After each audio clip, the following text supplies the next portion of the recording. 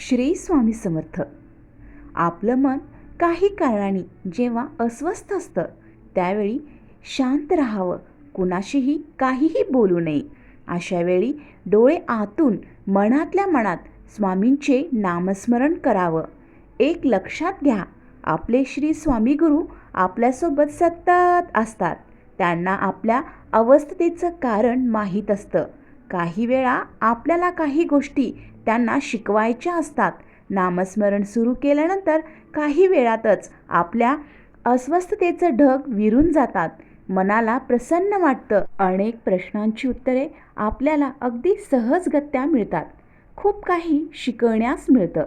म्हणून ज्यावेळी मन अस्वस्थ असेल त्यावेळी कुणावरही राग न काढता फक्त एकच काम आपल्याला करायचं आहे भक्त हो, ते म्हणजे स्वामींचे नामाचा नामस्मरण करायचं आहे.